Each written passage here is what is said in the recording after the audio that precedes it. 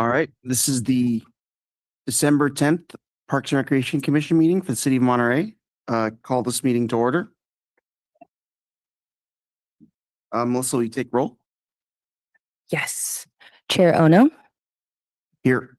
Vice Chair Buaya, Commissioner Benz, Here. Commissioner Crampton,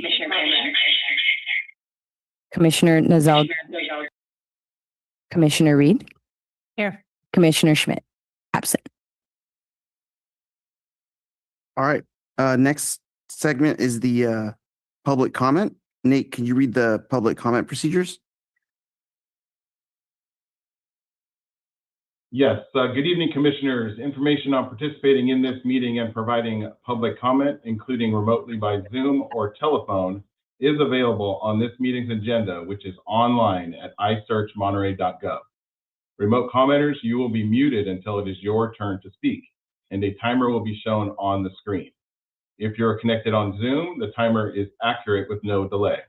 In the chamber, we ask attendees to please keep their phones and devices muted to prevent audio interference with tonight's meeting. Thank you for participating in your city government.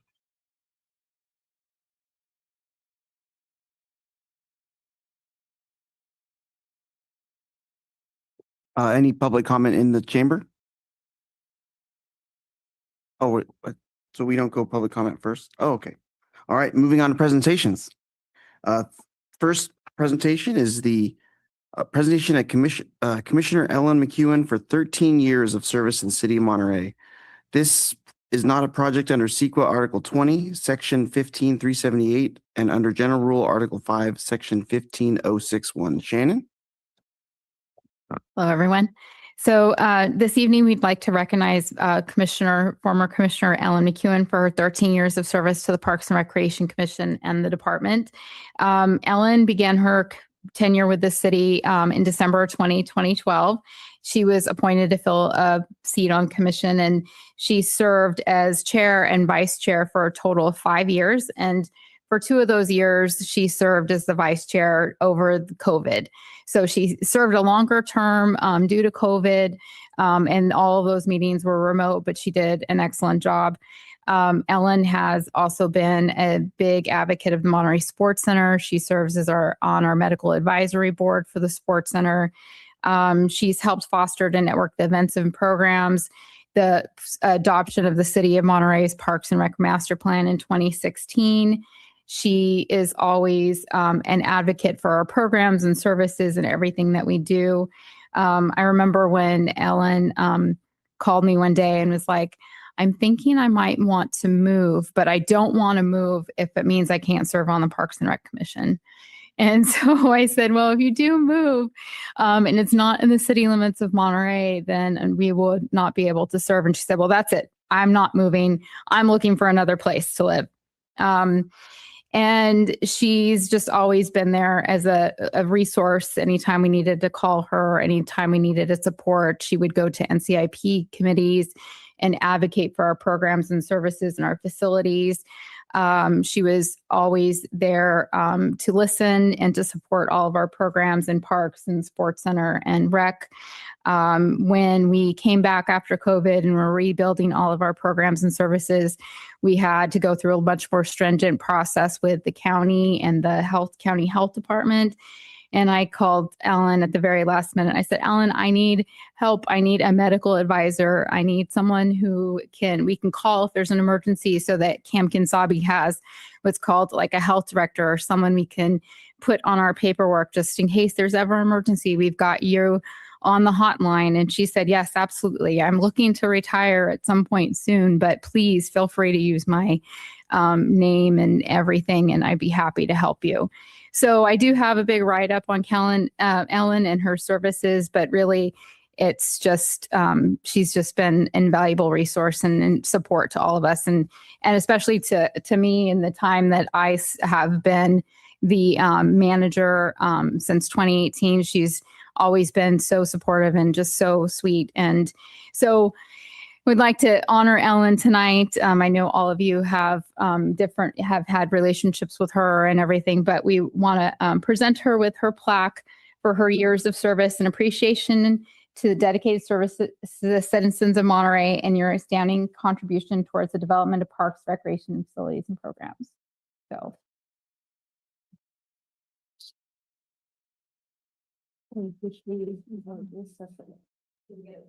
Oh, yeah, but Ellen has a few, she said she wanted to say a few things. Oh, yeah, you know me, I always have a few words.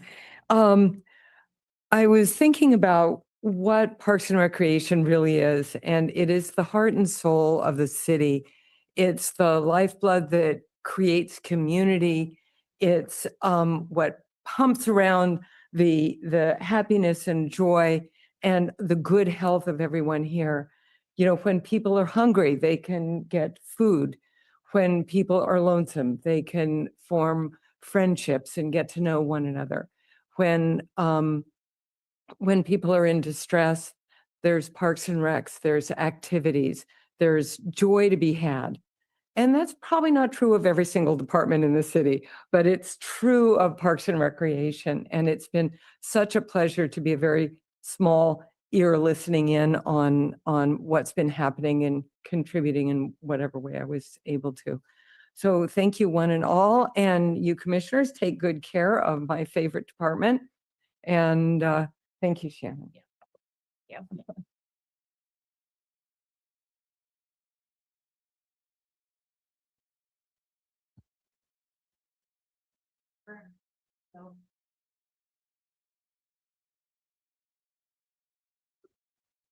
Everyone's attention. Kind of, if you guys have watched city council meetings or Yes. something, just try and kind of get as close as you can and stay to the top. And I'm short, so I shouldn't hide anyone. It's okay. Here we go. Oh, good, good. All right. 1, 2, 3. I'm always blinking. Thank you. Thank you. Thank you so much.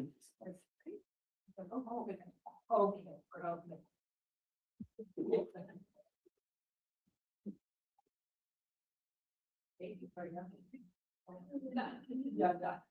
Chocolate.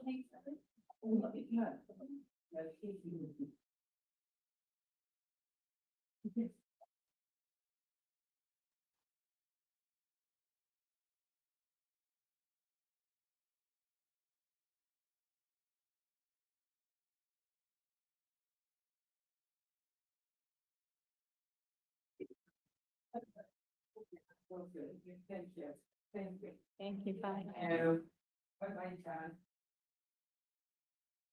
Commissioners, do you have any questions or comments on the presentation? Just congratulations on your service. Thank you so much.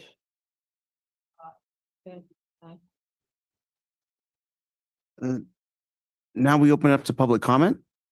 Nate? Yes, thank you. So again, this will be public comment on the presentation that you just received. So speakers need to be identified prior to public comment opening. So if you're in the chamber and you'd like to speak, you would like to speak on this item, please stand. If you are online, please raise your hand or press *9. Melissa, do we have any public comment in the chambers? None in the chambers, Nate. Thank you. And let me check online. We have no public comment online. All right, if there are no more public comments are now closed.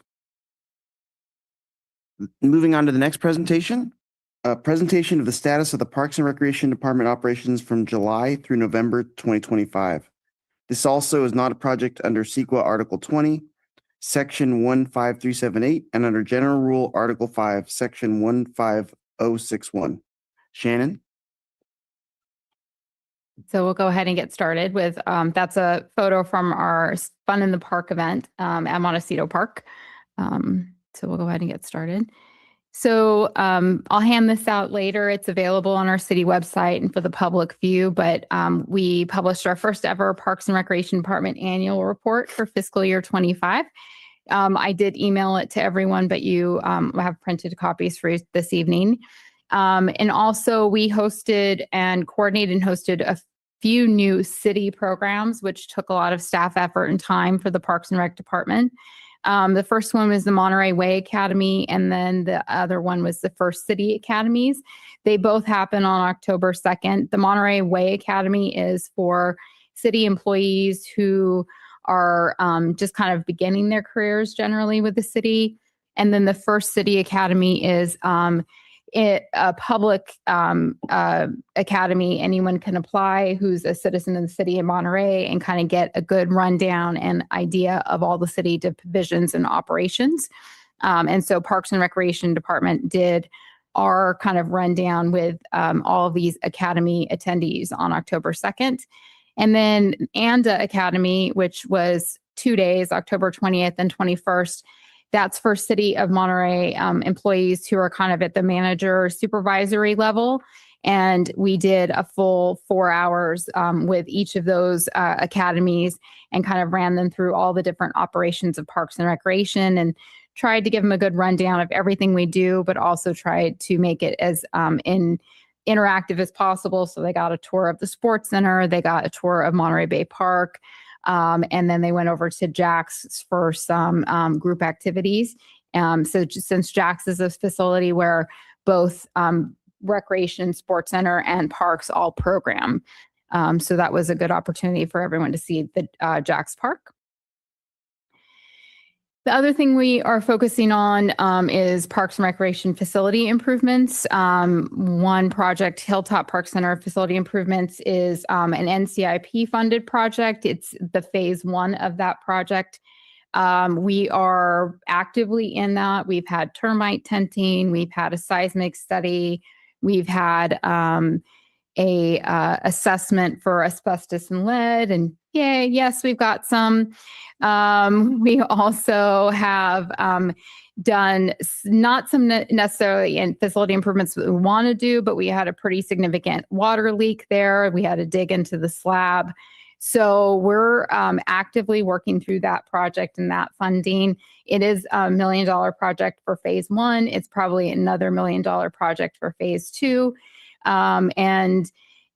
Phase 1 includes a roof and new skylights and some major repairs, replacing some of the damage that the termites did, those type of things. So, well, it's not going to make any big difference into the appearance of the building. It will hopefully get us a much stronger, safer building.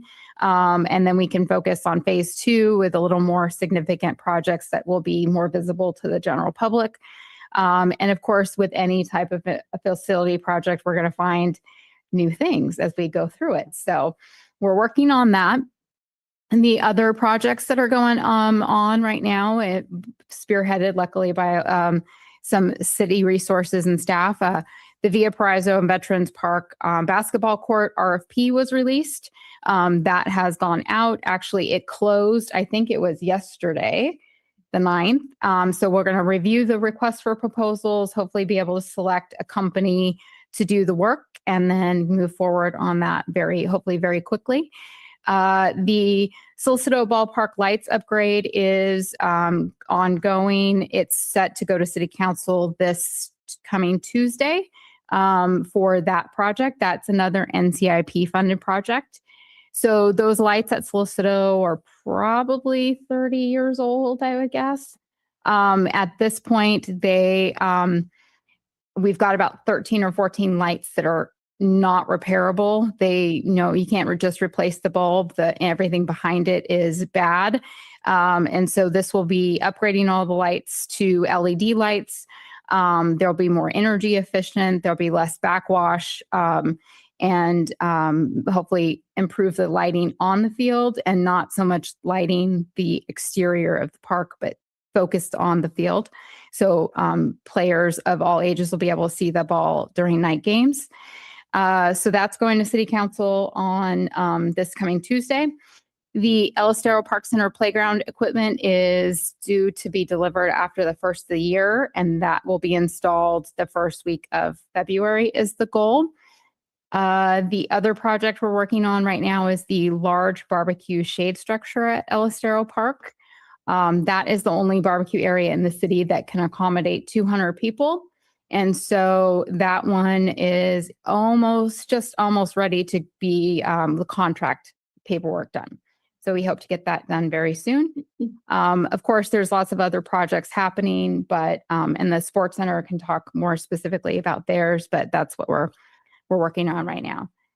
The other thing that we've focused on is Parks and Recreation technology improvements. So a new city website launched at the end of September. You guys may have noticed, you might have gotten some broken links or some 404 errors, but that just means your cookies have cached the old website. So the whole city got a new website. The Monterey Recreation and the Sports Center also got web pages. And those websites were custom designed for us because our needs are different. We're trying to get people to register for programs, find out all the things that they need to do. So they're custom and designed and made to kind of match the marketing of each of our divisions. So that is something we're working on refining. The other thing we have focused on is technology, just overall technology improvements. So previous to COVID, the city had a legacy RecTrack system, which was our software. It was very old, outdated. It was actually going to be no longer supported by RecTrack, which would require a full upgrade, which is essentially going to a new system or looking at new systems. So it took us 18 months to find software, evaluated a bunch of different options for cost and efficiency. And then it took us another 18 months to launch new software. So in fiscal year 2019, which was the last year we had before COVID, about 12.3% of all revenue was collected online via the legacy RecTrack system. And last year, fiscal year ending June 30th, 93.4% of our revenue was collected online via what we call our client self-service system, which is Smart Rec at this point. We are also, I would like to say, pretty much paperless. You can buy a membership at the Sports Center. You do not have to sign a membership.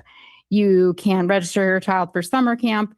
You don't need to fill out a paper registration form. Everything's captured online electronically through the system.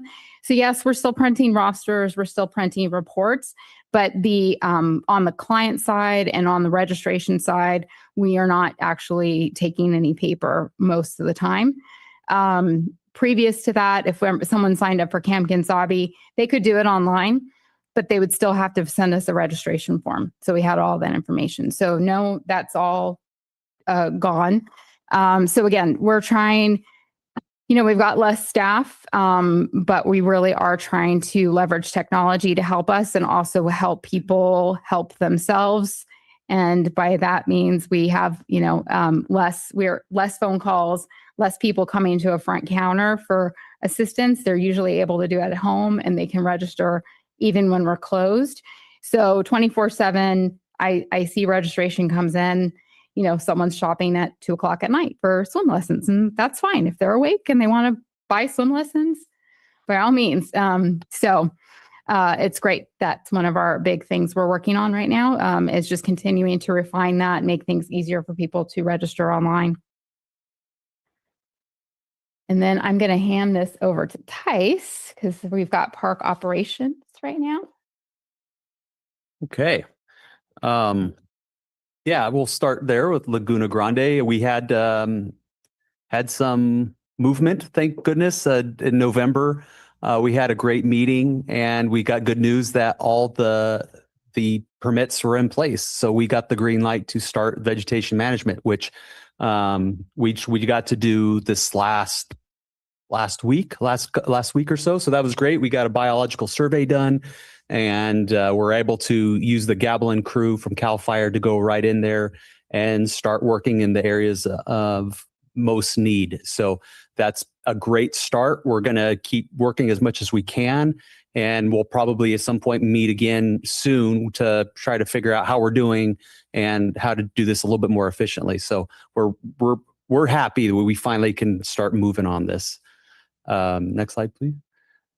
Yeah, so we've obviously done. It's been a long time, so we've had a lot of those statistics are pretty high regarding a lot of these things. But sea lions again came back for a second time, as we all know. We saw. So our staff did a great job having all the practice that we have had on how to barricade them, keep them safe. Luckily, they've gone to areas that have. But we can work with. So that was good. We found some different ways of managing them by putting dark plastic up against the fence to keep them from trying to attract them over, so they don't not attracted to try to jump over barricades in certain areas. Working with NOAA to get some better signage out there, and then we have some great volunteers, from marine mammal volunteers that are out there who keep us in the know. But then again, I also want to highlight our volunteers in parks and Kiwanis. They put in a lot of hours over the summer, spring, and now managing to help us with the rec trail and so many different parks in the area. So a big shout out to our volunteers there. Next slide, please. Parking Day was a really fun event. I don't know if everybody was able to come to it, but it was in September. Got to make some parklets into parks, and we had a lot of fun. This year was our crew really went with it. They, not because I'm a golfer, they chose it on their own, but I had no influence. They made putting greens, and they did phenomenal, a phenomenal job. They themed each little putt green.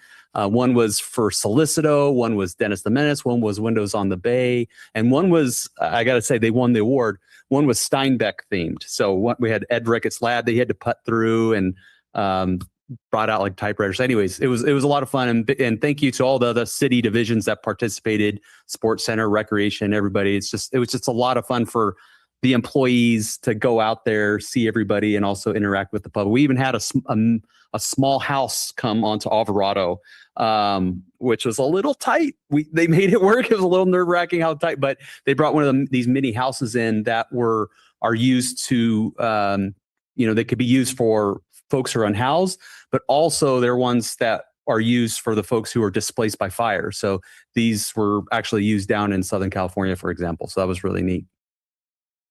Next one, please. All the different projects that we've done, Sister City Park, which we completed a while back. Spray Avenue Tot Lot was an NCIP project. We finally put the finishing touches on that. A lot of landscaping improvements around Jack's and the wharf. And then we've obviously supported a lot of these events, a lot of stuff for 4th of July, Car Week, Half Marathon takes a lot. It takes a lot of cleaning the tunnel, cleaning all of downtown. And then on Alvarado Street in Cali P, as you see, the assessment districts, those were established, and we now have a little bit more of a clarity on how we're managing this for the business district down there. So we redid a lot of the plants in the pots that were neglected during this break in the assessment district. We're pressure washing more frequently now, and I think we'll see a much better product now that we have a little bit more direction and resources to put into Alvarado. Next slide, please. Forestry operations, done a lot of greenbelt fuel reduction work, and we've done a lot out in Fish Flats. Fish Flats was a big area. We're starting Don Davie hopefully really soon. We've done a lot in Iris Canyon, Capitol Site, had goats out there for a long period of time. Skyline, different sections. So we are really happy with how much progress we've made there in coordination with, or as part of the CAL FIRE grant fuel reduction project. You could see down there, decorated Colton Hall Christmas tree. That's always a fun one. And our crew, we got a nice break in the weather, thank goodness. It was a little rainy, through November, so it dried out. So our crew was able to get there without tearing up the lawn. And then the other part too is we've started our tree ordinance work. So in October, we had, I think it was shortly after we did our tour, we had 2 town hall events, which were really successful. One was at the conference center. What was that? The El Estero Center. And we've pretty much filled them both up. So it was full participation. We had over 300 people complete and return to us surveys on the tree ordinance. So that was, I mean, we feel really good about that. We don't usually see that kind of turnout for those kind of surveys. So that was fantastic. And now we're in the process of putting together our draft, and we'll see what the next steps are after that. And a big shout out to we have an intern, Patrick Williams, who helped us tremendously with that. So, and also Mark Ackerman, one of our analysts. I'm sorry, do I have one more slide? I can't remember. No. So I want to just real quick take a second to talk about the cemetery. We don't usually get to talk a lot about our cemetery, but Patrick Williams, again, our intern, he has been really amazing. He's been allowed us to do a lot of projects that we don't normally get to do. So he is a Skill Bridge intern through the DLI. So this is a special program where folks who are transitioning out of the military service and life, who are retiring, so to speak, and give them experience working outside of the military. So he's working with us, and he's incredible. He knows, I don't know how many languages. So it's an amazing amount of language, mainly Russian, but there's so many that he knows based off that. He has helped us not only with the tree ordinance, but the cemetery, surveying, updating headstones, adding photos and information of all the deceased folks there. So he's going through all of them. A lot of them are written in different language other than English. So he is helping us update all this information on them, including who they are, where they're from. I mean, one individual we found out that we shared with Brian was a person who served in the Russian, Albanian, and Italian armies before immigrating here. I mean, what an incredible story that must be. And so we're coming across stories like that. And he's also using his connections at the DLI, looking at headstones with Chinese, Japanese, all these different languages. So we really didn't know what we had in this gentleman when we hired him, and until kind of now. He's just blowing us away with his knowledge. And also he's gone through all the columbariums, which is 688 niches, which need a photo, which need the information, and he's logging all this. So what does this mean? This means that you don't have to go find a staff member and say, where's my family? Where's this? You're going to use the website, you're going to use the app, and you're going to be able to find these headstones, these sites much easier. So it's really, really interesting. It's really fantastic. These are projects we've been wanting to do for a long time, and he's definitely improving the service that we can provide for everybody using our cemetery. So anyways, we're always looking for a chance to shout out to our cemetery and the different improvements there. And then lastly, we got to do a few promotions. Solomon Ortiz was promoted from a park maintenance senior park maintenance worker to our lead worker. And you'll see him. He takes care of the rec trail by the wharf and San Carlos Beach, that area, wharf parking lot. Extremely handy individual. He teaches himself everything. He's not somebody that needs a lot of direction. Really fantastic individual.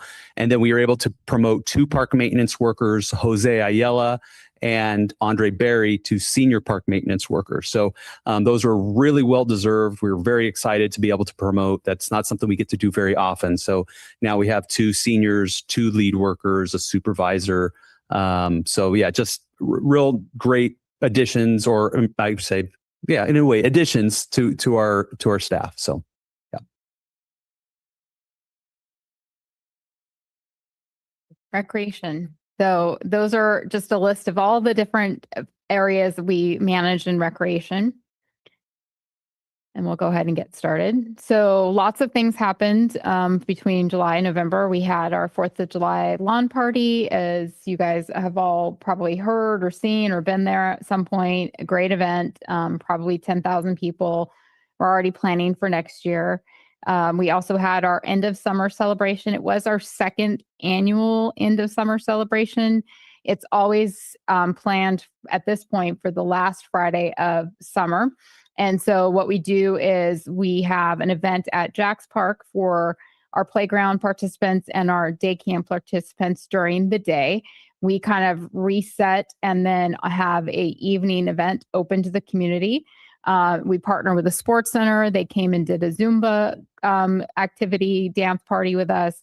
The library was there, Monterey Bay Union FC, and just kind of had that be a free event for the community that kind of wraps up the summer, but also it's hopefully an opportunity for people who may not take summer camps with us to say, hey, you know, next summer I'm going to take a camp with the city of Monterey. So it's a kind of a marketing, but also a thank you opportunity. So that's something we started last year, and we're just going to continue to build on it every year. And then we had our annual Halloween movie night and trunk or treat. And I can't remember which one this was, 4th annual, I think, Halloween movie night and trunk or treat. Planning already for next year. We're going to partner again with Monterey Firefighters Community Foundation for the movie. But it's all trunks are provided by different groups, either city departments, nonprofits like the Kiwanis, Monterey Tennis Center was there, and they parent, the Chamber, Old Monterey Business Association, those type of groups have participated to provide the trunks.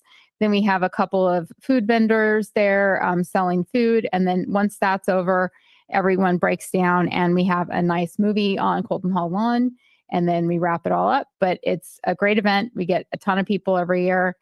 People are always asking when your event is going to be because they plan their Halloween activities around that. And then it gives parents an opportunity to safely trunk or treat with their kids, and kids a chance to wear their costumes more than once. So it's super popular. And that's just a picture from one of our families who used it as an opportunity to take a family photo. And then another thing that we're doing constantly is community outreach, is both a way of offering our services at different events, but also marketing our programs as well. So this is just a few of the things that we did in that time frame. Monterey, we went to the Del Monte Center and had the parents back to school bash with Monterey Parent Magazine. The city launched a City Hall in Your Corner event. It was held at Hilltop Park, but it was an outdoor program where people could come and learn about every city department. There was tabling, so we had one of those. Senior Day at the Monterey Fair, Sarah Reed went to that. Parking Day, again, that was coordinated by Parks, but we participate. We went to Bayview Academy for their celebration of learning in October, went to CSUMB's Fall Career Fair. We're always constantly recruiting. And then we attended the Sports Center's Dia de los Muertos event on the 25th. So lots of outreach in addition to all of our ongoing programs. So Fun in the Park, we had that on September 13th at Montecito Park. I would say that we have easily 350 people in attendance at each event. Multi-generational, it's a free community program. Library, typically it's the library. This time we had Kindness Rocks 831. Those are some kids and parents painting rocks and hand writing sayings on them. And then My Museum and Kona Ice are always usually joining us as well. This was also a site for another City Hall in Your Corner. So we had all the different city departments there for that time. They kind of set themselves up on the basketball court and did some outreach for that neighborhood. We do this twice a year. So our next event will be Saturday, May 9th, 2026. Another thing that we have done is our Thanksgiving meal distributions, our Thanksgiving meal kit, another really successful event. We had 1,000 meal kits distributed, 200 sandwich meals. We also coordinate home deliveries with Monterey Fire and PD, Seaside and Marina Fire Departments. So we will deliver a meal kit or a sandwich meal to anyone from Carmel as far as Marina. And Monterey Fire and PD kind of take care of Carmel, PG, Pebble Beach, Monterey, any of the areas that are served by the city or the city fire department. And then we partner with the other cities, Seaside and Marina, to reach their residents. So overall, those meal kits served about 6,520 individuals. It was a partnership that started during COVID, and it's actually just continued this year. it filled up within 4.5 hours. We had 1,000 appointments and they filled up in 4.5 hours. So it's our 6th year. I would say the demand was greater than it's ever been, and it definitely filled up faster than it ever had. So Monterey Recreation Summer Camps, we have a ton of summer camps. That is a picture of some of our commissioners and our mayor and our assistant city manager. We really try and get everyone out to our camp programs during the summer so they can experience what that's like. We took them out to Camp Kinsabi for dinner, and they helped wash their dishes. So they kind of get to see what that's all about and, what the kids are learning at camp. So both Hilltop and Via Paraiso playground programs, they were full with wait lists. Multiple weeks of CQS and Whispering Pines were also full with wait lists. Our CQS enrollment, which is our Camp Kinsabi Youth Overnight Camp, had 112 more campers this year than 2024. Overall, camp is, I would say, just short of fiscal year 19 attendance by maybe 12 participants, but revenue is exceeding fiscal year 2019. And also just in general, our revenue for all camps was exceeding our projections for fiscal year 25. As of June 30th, we still had another month of summer, but primarily most revenue and camp registration all happens before June 30th. So it's kind of a good estimate. We had, I would say, the highest attendance we've ever had and the highest revenue we've ever had since fiscal year 19. This summer was a big summer. There was lots of opportunities for camps. We were offered more camps than we've ever had before, but there's also a lot of other places offering camps, and we still had a really high demand. And I think that's because people are definitely wanting summer activities for their children. They need childcare, and we offer really well organized and safe and fun camp programs. And that was one of our goals of summer 2025. And that was a theme that Nate Kodar, you can hear him, our recreation supervisor, kind of tried to poll our staff. What is your goals? What do you think is the most important elements of summer recreation programs or a quality recreation program? And that's amazing staff, organized, safe, inclusive, and fun. And that was kind of the message that we had. So we'll have to think of what we're going to do with summer 2026, but we high-fived summer 2025. And then youth field sports programs, those are just continuing. They were one of our first programs we brought back for COVID, but just ongoing. Our summer programs, we offer camps in a variety: soccer, track and field, basketball, beach volleyball. Those were July. We had flag football in June, 188 participants in our summer camps. We finished soccer, which was in the fall, September and October, with 156 participants and 16 teams. They practice at Solicito. They play games on Saturdays at Jack's Field. Right now, we are in the middle of our Pee Wee and youth flag football. And we are planning for youth track and field in March and April. And actually, I believe registration is already open for that. And so that's just been going very well, all of our field sports programs. And then our adult programs were very busy this summer as well. We offer co-rec leagues for adults. We had our summer men's, women's, and co-rec leagues with 765 participants and 51 teams. Fall men's, women's, and co-rec, 690 participants and 46 teams. Our adult baseball league, 192 participants and 11 teams. They had the playoffs for all of those in November, and that's one of our winning teams, crowned division champions. What's next? We are starting our adult ultimate frisbee league at Solicito. So very busy. So again, field sports facilities and revenue continues to be high demand for city outdoor sports programs and facilities. We had the Monterey Amberjacks back this summer. We will internally review everything, may return back to PRC with a staff recommendation if needed for summer 2026. We're not really sure what their plans are. As mentioned previously, we are working on Solicitor Lights via Parizo Park basketball. Jax is kind of in limbo right now just because we do have NCIP funds and we do have the grant from the Monterey Peninsula Foundation, but we're awaiting word if we qualified for Land Water Conservation Fund grants as well. So we don't want to start a project if we know we're going to get, matching funds, and then we can kind of expand. So we're just waiting to see if we get that grant money.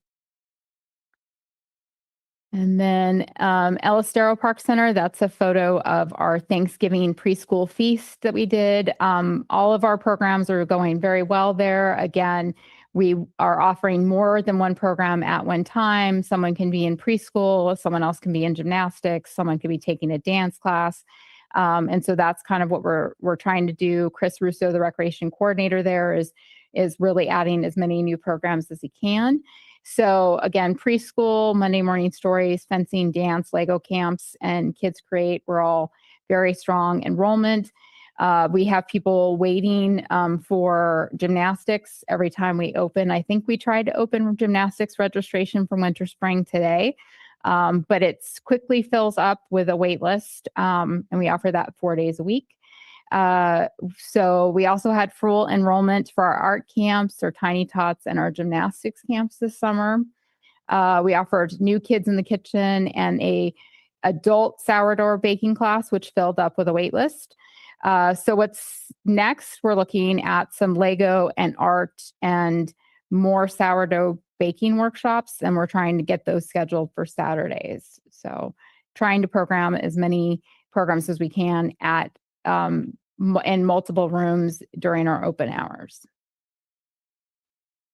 And then Hilltop is doing very well. We've had a lot of focus on facility improvements. We did have to close for about a week due to that leak. So that kind of hindered some of our programs. A ceramics program for adults is completely full with a wait list. We actually had to hire 3 new ceramics instructors. So that's going to get going again in the new year. Enrollment is strong for our Pilates, our dance, and our piano classes. Preschool is back in session. We were able to bring back our preschool field trip with the pumpkin patch. We're hoping to add our spring field trip as well. They're right now preparing for their holiday recital. All of our winter spring program enrollment has also begun, so that's exciting. We did close for a week in October for maintenance, but we also had an unexpected closure, like I said, because of the leak. And we're also focused on overall center improvements and the NCIP project. So that, depending on what happens, if we have to close because they're replacing the roof and all of that, we'll just, work our programs around that as much as we can. We don't want to slow down an NCIP project.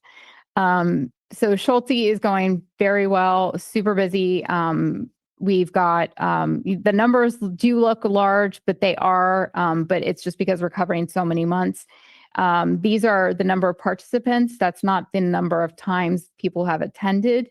That's just a head count. So we had 1,222 participants in those programs: watercolor, drawing, painting, Tai Chi, ceramics. We expanded ceramics to 2 days a week because that's very popular at Schulte as well. A little bit different program there. We also offer programs for adults adults with disabilities who have different accommodations. We have them attend our programs. They bring their caregivers with them. We offer what's called our Wednesday socials. So it's an opportunity for them to come and have lunch and dancing and an art or craft activity. So we're really trying to serve anyone, basically 18 and over at Schulte. We have 1,852 Meals on Wheels. That's way higher than it was pre-COVID. We're one of the few sites where people can come in and get lunch and either eat here or take it to go with them. We also have produce walk-up distribution with the Food Bank of Monterey County. So we get food, produce delivered once a week on Mondays, and then seniors can come and pick up. Well, actually, it's open to anyone, but seniors and families can come pick up a fresh bag of produce every Monday. We just finished our senior luncheon for December. We'll talk more about that next month, but we had a Halloween luncheon and a Thanksgiving luncheon. Those were also full. So we had our 209 participants in October and November.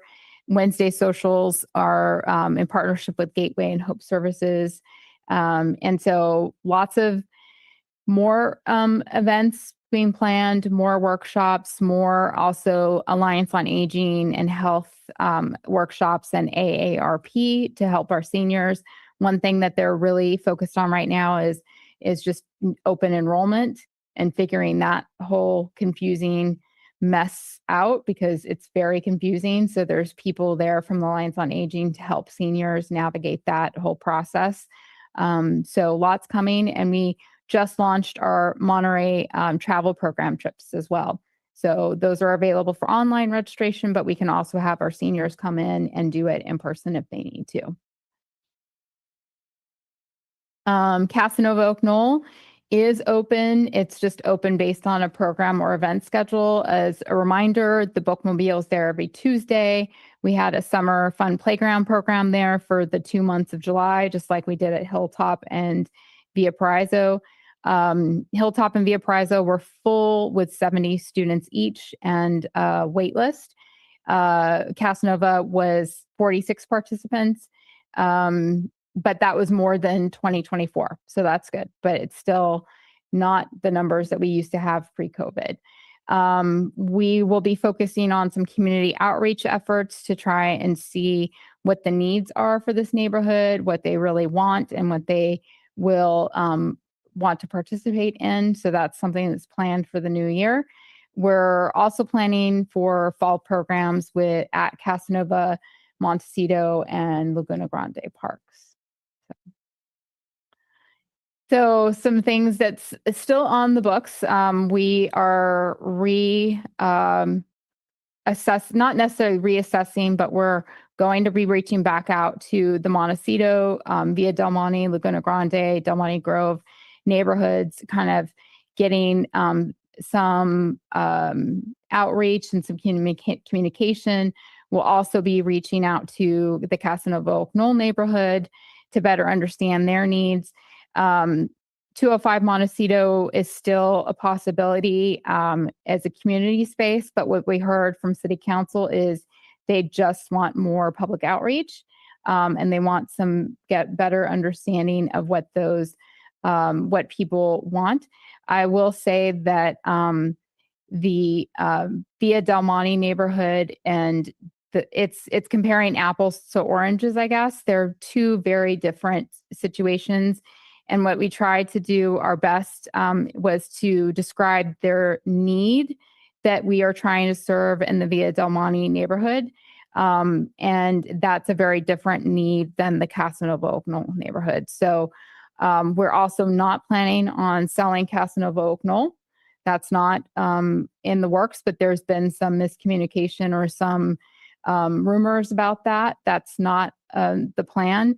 This would be to augment existing city services with a partnership and serve a need in that neighborhood that truly has been there, the entire time I've worked for the city, but we just now have an opportunity. It's an opportunity for a space that may not come along very often. It's not a space we would be purchasing, we would be leasing, which is a good use of city resources. There's the potential of funding, there is an initial cost. There is a potential of finding some one-time funds for that in order to do the facility improvements. Ongoing costs were in the range of $250,000 a year. But when you're talking a city budget of $110 million, 250 is kind of minimal. So we're going to do some more research on that, get back out to those communities, really try and see what the need is, and communicate in the Via Del Monte neighborhood. And then separately from that, kind of do a better job of communicating and outreach with the Casanova Oak Knoll and see what their needs are, and what their true demand for services is. So that's going to be coming kind of in January, and then we hope to go back to City Council in February. So what's next? We're already, in September, I already had an email from a parent asking when our summer registration would be opening. And I was like, so we are going to get that going. We've already started. Everything's kind of hidden in the system, but we're working on summer camps and enrollment. We are ready after the first of the year to start with our recruitment process and our marketing for that, as well as our enrollment for summer camps. We know that minimum wage is going to go up again. I believe it's going to be $16.90 January 1st. So we need a plan for that. We are trying to remain competitive with our recruitments. So we can't just offer minimum wage. In order to get qualified high-level staff, we have to be competitive and offer close to what someone would be getting if they had an entry-level job at like Starbucks or Target or something like that. So we are working on that. Again, facility improvements, working with NCIP, getting that going. We are already got an email for fiscal year, mid-year budget adjustments. The message is to not really do a lot in terms of budget adjustments. We probably will have to ask for part-time salaries just because our demand for summer programs was so big in July. We need enough money to get us through June. So that's maybe our only ask at mid-year. We're also in the process of going to be kicking off our budget preparation for next fiscal year. The city council is working on trying to close a $10 million budget deficit. So that's going to be something we'll have to take into account.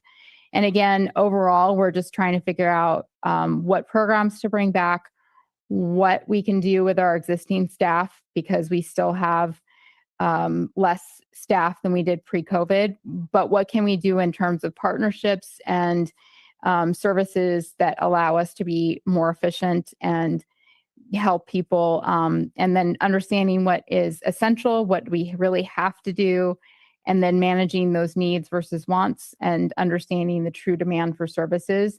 So really kind of diving into what people need, and that's not necessarily trying to compete with someone else offering the same service. If it's something that we can do and serve a community need, that's kind of where we're focused on. So a lot going on. We did a lot. Felt like we didn't really slow down after summer. Summer, we normally kind of get through that whole thing, wrap up summer, pack everything away, and you kind of feel like you have a little bit of downtime. I didn't feel like that at all this year. We have just been going nonstop since then. So yeah, that is recreation. I'm going to pass it on to Bill. Good evening. Just a little update on the Sports Center. You can see our memberships are back up to approximately where they were back in 2019. So we're really on target in terms of the growth of the use of the facility, in terms of the individuals that come in and use the facility on a drop-in basis, as well as the programming participants and the membership. So that's all, really good news. Next slide, please. What's new? And I was kind of looking at this a little bit tonight. We talked about, the saunas installed, the furniture and the awnings, some of the new equipment. But when you look back at the last 6 months, it's been really an amazing transformation that's occurred at the Sports Center. It just seemed like yesterday we were saying goodbye to Karen in June and wishing her well. And here we are in December. And when I look back at what we've accomplished in those last 6 months, we did the full pool replastering, remodeling, the coping, the deck, the uplights, the LED lights, the back walls, the doors, the saunas, the plumbing systems. We fixed 4 major leaks that were in the small pool that were draining thousands of gallons of water a month, and costing us significant costs in terms of chemicals and utilities. We got all that fixed. We did the bathrooms. If you've seen the new bathrooms since they've been cleaned and kind of remodeled, they're really lovely now compared to what we had back in May. So the pool itself has just come a tremendous amount but that's only part of the story. There was so much work that was done on the roof of the facility with the dehumidifier, with the fine tuning of the dehumidifier, with the HVAC system, with complications and challenges that occurred with the removal installation, and the operations of the dehumidifier. We didn't really get most of that work completed until about 2 months ago. So it's just been ongoing throughout. And it involved an entire team of people to work through a lot of the challenges that we had. One of the things that really has come out of the last 6 months with both the dehumidifier project and the pool project, as you know, once you work on one thing, you uncover other things that need to be done. The team that we've had assigned to help support the sports center, this goes from Public Works. This is Chris Dwight, superintendent, Jason Bradley, who's assigned as the manager for our area, Johannes Van Gend, who's one of the operational managers that helps work with the staff, the 2 facility crafts workers that are assigned there, Mackin Calvas and Gus Palacio. And then some of the staff that they sent down, they sent down Joe Carvalho, who was amazing with getting the saunas installed and getting the doors hung and getting a lot of the interior work done. Steve, who's our HVAC specialist for the city, came over from the conference center and really helped us deal with so many dehumidifier and HVAC systems, not just there, but now throughout the entire facility. He found areas throughout the facility from the 2002 expansion that have not worked since 2002. He found ducts that were closed. He found vents that weren't working properly. He found motors that weren't working properly. And so when we wondered why it was getting so warm in the concourse when people were working out there, he would go in and identify that the CO2 levels were going through the roof because everybody was in there exercising, it was getting warm and it was heating up and there was nowhere for that CO2 to go. So he has come in and solved so many of those issues for us. So that team, that Public Works team that we had helping us through the last 6 months to resolve all this is the best I've ever seen. Now, I've been here since 1995. I've never seen the support and the commitment that the city has had through Public Works for the sports center that I've seen since I've been back. It's just been amazing. Shug Kirkman, who is our electrician, has done amazing work throughout every aspect of the facility. When we installed the new ellipticals and treadmills and we were putting the new equipment in the concourse, the fuses kept tripping and the equipment kept shutting off. And we're like, what is going on here? And then Shug went through and found you just don't have a system that can handle what you're asking it to do. And he rebuilt the system so it now works the way it's supposed to. So when I talk about what we've done in the last 6 months, this scratches the surface. We put in a new weight room and it's a really nice, new modern weight room with new equipment that people really are enjoying, and it's really functional in nature. It's very different than what we've ever had before. We explored trying to bring childcare back. We tried multiple ways to make that work, could not get it to work. So we built a state-of-the-art cycling studio there, and people love it. And memberships driven by the attraction of that particular program have gone through the roof. People really want to be a part of that. That also opened up Studio 2, and that allowed us to move martial arts back up there, and the numbers in martial arts have gone up. And then if you look at the use of that Studio 2, we've got our bone builders classes, which are for our seniors that have very limited ambulation and accessibility issues, has really done well. So the domino effect of all of these things has been fantastic. We did enter a agreement with 831 Catering to open the cafe. They made a good effort at trying to get that operating and really struggled to make it work. And we ended that agreement last month. So as a result of that change, we had to kind of look at that cafe space. What are we going to do with it? So one of the things that we've done is we've moved and expanded the vending operations that are in that cafe area. So you can go in and you can get your food, and you can get your beverages, you can get your protein drinks, you can get your meals after your workout. All of the things that people were asking for, we now have available through the vending machines. But we're expanding it further. We have a coffee machine that's going to be coming in this week. That's going to have espressos and Americanos and cappuccinos and all the good stuff going on there. We're looking at other options that we can explore. And then I'm also exploring it, taking that cafe space and the storage area and converting it into a catering, kind of a catering kitchen.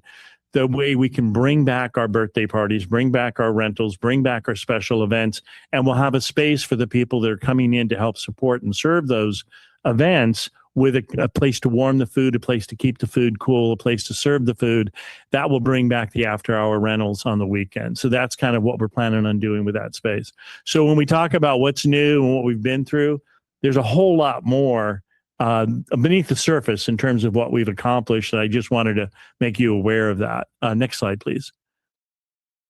On the sports programs and camps, one of the directions we got through the consulting firm that worked with the city a couple years ago to kind of look at ways we could expand operations and increase revenue opportunity was to find other opportunities to program in the gymnasium and to develop additional camping programs and opportunities. And I think Ryan Nunez, who is our sports coordinator, has done a really incredible job in doing that. Our numbers are really significantly up in both the camp programs, but also throughout all of our programs. We have a couple of part-time staff, Ambrose Gaskins and Megan Gonzalez, that really are driving our basketball and volleyball programs. They've developed youth volleyball leagues and youth volleyball programs. We've developed adult volleyball leagues and adult volleyball programs. We've expanded our women's basketball programs, our adult basketball leagues and programs, as well as all of our normal youth programs. And we've expanded programs such as pickleball, which now has an active population of about 80 people that play pretty regularly through our opportunities there on our Court 3. We've also expanded the badminton program, which has about 60 people that are now participating.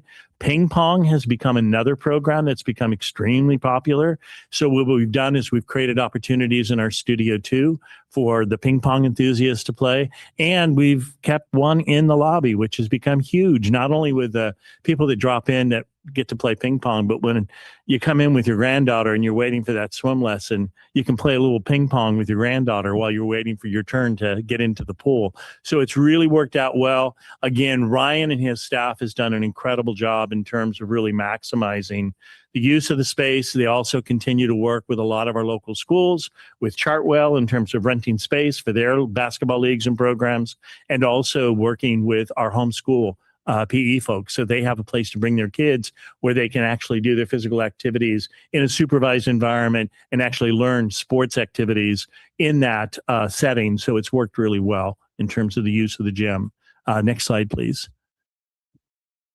Group exercise and personal training. So, group exercise is it's a significant program. We have a lot of classes. You can see the numbers, 40,000 over that period of time. Participating in the classes, we're over 70 classes a week now.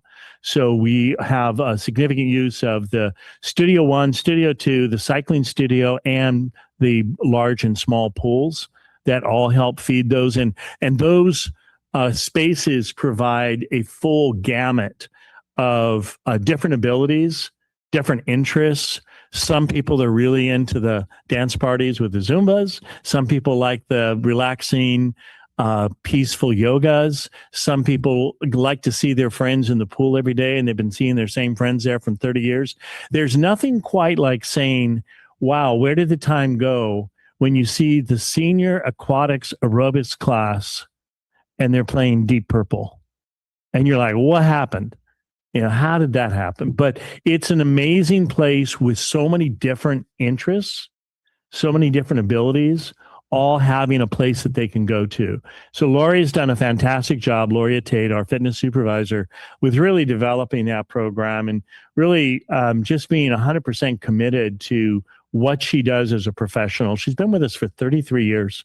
She was hired a month after we opened in July of 1992. As a part-time instructor. She came over from the Anastasia's Club Fit. It used to be over in the mall next to Macy's. And she's been with us ever since and really developed that program from scratch to what it is today. And it provides just an amazing experience. And her right-hand person, which we could not do without, is Marcia Di Mercurio. Marcia has been part-time with us for 23 years. She was full-time at the front desk for a few years, but she's been with us forever. She's one of our instructors. She runs the personal training program for Lori. And then when Lori does take the occasional vacation or time away, Marcia fills in as a part-time person.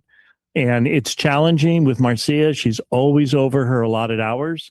So every year we have to go to HR and say, can we please get an extension of her hours over the part-time limit? And every year they say, okay, yes. And we've been doing that for 4 years now. And she's that vital to us. So between the two of them, they run an excellent program, really well attended. And then it's also a huge driver of our memberships. So we're really pleased with that. Next slide, please. Community engagement, we continue to try to expand and explore ways that we can complete community engagement in a way that is a little bit outside of our normal past. So we've always done events for the community. We've always done a lot of the traditional holiday events and activities. But one of the things that we wanted to do was add something to the pumpkin plunge. The pumpkin plunge is a really cool event. You throw a bunch of pumpkins in the pool, kids register, they get to come, they get to get in the pool, get a pumpkin, take it home. It's great. Kids love it. We had about 400 kids participate in our pumpkin plunge this year. So really, really well attended. We added activities in our gymnasium where they could go in. We had a bunch of tables in there with crafts and activities and things for them to do.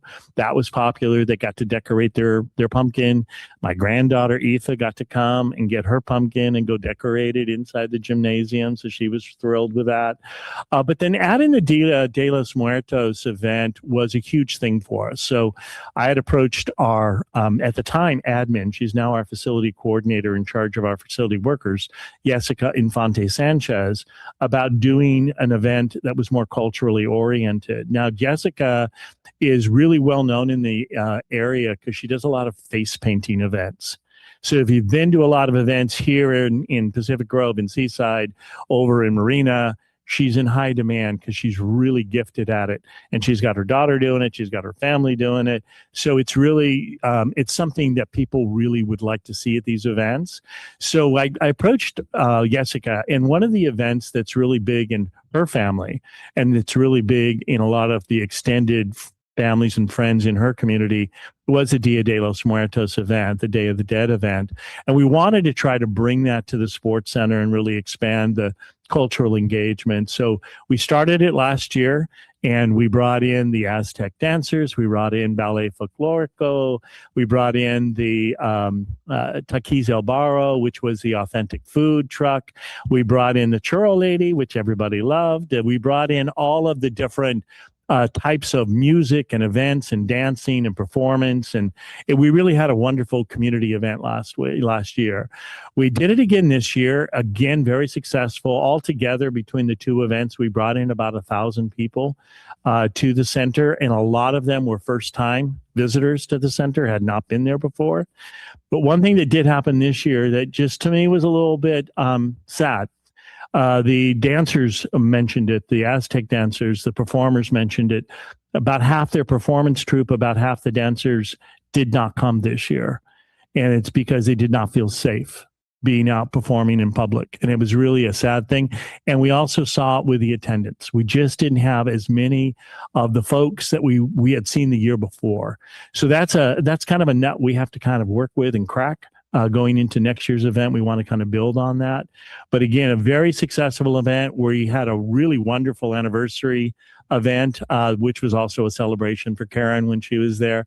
And we want to kind of continue to build that. We're looking at that cafe as a catering kitchen that can help us support expanding events and rentals and birthday parties. So that's kind of where we want to try to go with this. Next slide, please. Aquatics. So Anthony Graffinino is our only full-time employee out there in the aquatics area. Tony has to herd cats. He's got about 150 high school kids that he has to manage out there. And he's the only full-time person. So it's a lot. There's a whole lot of people calling in at the last minute because they can't come into work. And so that means Tony's up in the guard stand trying to supervise the pool by himself. We do have some people we've promoted to really help him out there as senior aquatic specialists, and that has made a difference. We do have some really quality people out there helping him, but it's a lot on Tony. Between Tony and Ryan, the maximal allowable hours you can accumulate in your vacation bank is 320, and they're always at 320. It's very difficult for them to get their vacation bank down because it's very hard for them to take time away. Tony had his second child this last year, so he's got 2 young children at home. So he's trying to manage that at home as well as trying to do this. And I can tell you that if you look at the numbers and you look at the service that they're providing to the community, all the different groups that use that facility, all the different swim lessons and group lessons and birthday parties and rentals that we provide out there. Again, the aquatics department is doing an amazing job, especially with the staffing and resources model that we have. So hats off to everyone that's out there, but in particular, I want to really commend Tony for the work that he's done. Tony started with us in 1993 as a part-time lifeguard. Worked with us for a bit, went off, did a few things, and then came back as the coordinator, and he's been with us for over 20 years now. So again, a very solid staff, a lot of longevity on that staff. Next slide, please. Okay, what's next? So right now we're in the middle of a holiday membership promotion, and the sales have been very good. A lot of people look forward to the holiday promotion in the end of November, early December. And then they look forward to the personal training promotion that comes in January. And so we see a big uptick in sales. All of that is really good in terms of producing revenue for the bottom line, but it's also driving new memberships. What we've seen when we look at who's signing up for memberships this month, we've seen a big increase in new members, which is very encouraging. We do have some folks that might switch from the auto pay to the annual memberships because they're recognizing that it's a pretty good deal. If you're willing to commit to it up front, but not that many. We're actually seeing quite a few new members coming in. So the promotion has been very successful. We will be moving into the personal training promotion coming in January. That usually is also a big revenue producer. And then we're going to be doing our community health and wellness fair in January. Gloria Tate is also going to be running that. When we look at that membership number, it's nearly doubled in the last couple of years. It's gone up significantly. And when I look back at our revenue back in 2023, when the consulting group came in and ran the report, our revenue that year was about 2.2 million. We were at 4.5 million last year. That's the growth we've seen in 2 years. And most of that is driven by memberships. So that helps us with our cost recovery goals. 2 years ago, at the end of the year, our cost recovery, this is how much we're spending and versus how much we're generating in revenue, was about 45%. It really took a hit during COVID. It really took, it was a real challenge to recover from that and come back from that. So it was 45% in 2023. We're at 80% now. We've really done a good job in terms of recovering on both the revenue side as well as maintaining a pretty good coverage on the costs. So we're doing well. We have the potential to continue building on that, which is what we're trying to do going forward. And I think really there's not a lot we can do in terms of increasing utilization of the pools, of the studios, of the gymnasium. The fitness rooms even, they're really close to capacity. We're doing a pretty good job filling up all those spaces. But I do think there's opportunity to build the sports center as a destination site for birthday parties, quinceañeras, special events. And that's, I think, what our next real big focus is as we get into 2026. Okay. Well, thank you guys. Does anyone from the commission have questions or comments? I have a question on the program that is with the cemetery. It was fantastic because I have been an Ancestry user for too long, and trying to find that information is amazing and valuable. Are you going to allow that information to be shared with like Find a Grave? Yeah, exactly. So yeah, you can use if you go there, they have the app or even on the website. So yeah, So that's where you're sharing it. exactly. Just for example, the columbariums, we're only about 50% of the way, but we're finally feel like we're are making some progress for a long Amazing. time. So yeah, we're making some headway Huge. for once. Yeah. Huge effort. Thank you very much. for Yeah. And doing that. thanks to Scott Connolly on that as well. Want to make sure he's recognized.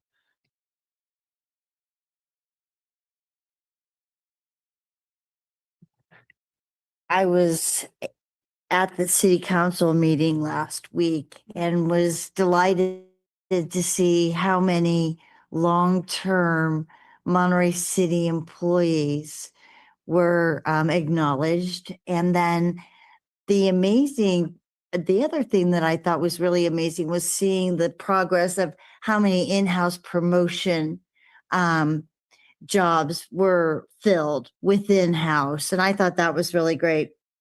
I wanted to just say I've seen a lot of work being done with the parks, especially near my house, which has been great. I also have seen a lot of work on Del Monte Beach. You guys are really pulling up some stuff over there, and that's looking good too. It's looking really cleaned up over there. So again, thank you all for your presentations. Yeah, I just want to add that the sports center looks amazing. Been going to the pools on Saturdays and just the new thing to take the gas off. Everything just is really nice. Nice touches. And I hope that those employees can sell some of their time back. I hope they're not just maxing out. Just wanted to say congratulations and thank you for everything you all do in the community consistently. It's just fantastic to hear.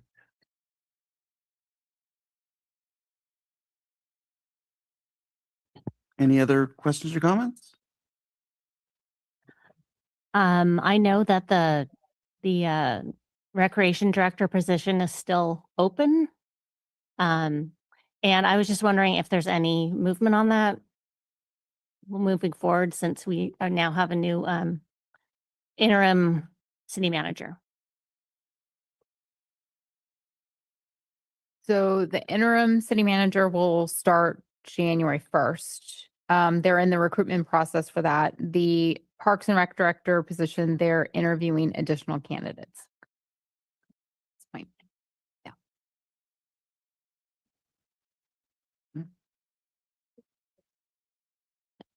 Regarding the Montecito location, I do agree. I think it's kind of a once in a lifetime building that's opening up in that location for that particular population. Are the Boys and Girls Clubs still willing to be in a partnership with City of Monterey? Is that something that's still being negotiated with them? I think so. Hans was going to reach out to them this week after the meeting to kind of just see how things were going with city council after the city council meeting. So I hope so. Okay. So because they were going to make a significant investment in staff and that would have like a high quality 4 or 5 full-time staff at that location that would just be, I mean, we could do that internally if we had 5 staff Yeah. to spare or 5 new staff, but it was gonna be a significant investment that I would say easily matches what the city's contribution would have been. So hopefully they do a lot of really good work.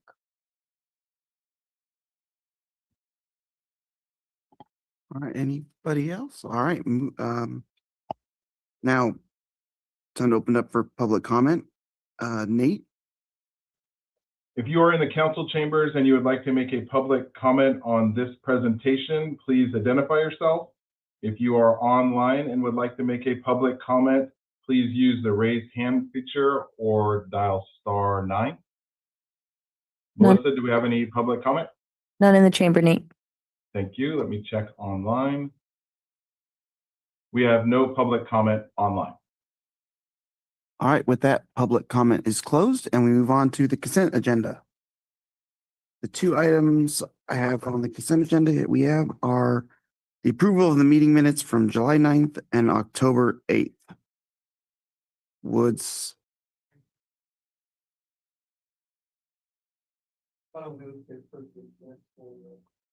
Second.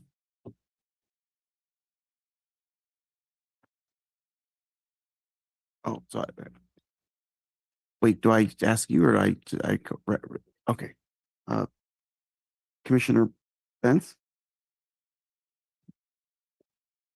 I second, yeah. No, second. but you said oh, all right. All in favor? Aye. Motion passes. All right, now time to move on to general public comment. If you would like to make a general public comment and you are in the council chambers, please identify yourself. If you are online and would like to make a general public comment, please use the raise hand feature or press *9. Melissa, do we have any public comment in the chambers? No, Nate. Thank you. And we have no general public comment online. All right, public comment is closed. Moving along to the what would this, sorry. Yeah, item number 5 is they provide an update on the Lower Presidio Historic Park and appoint a Parks and Recreation Commissioner representative for public meetings. This is not a project under CEQA Article 20, Section 15378, and under General Rule Article 5, Section 15061.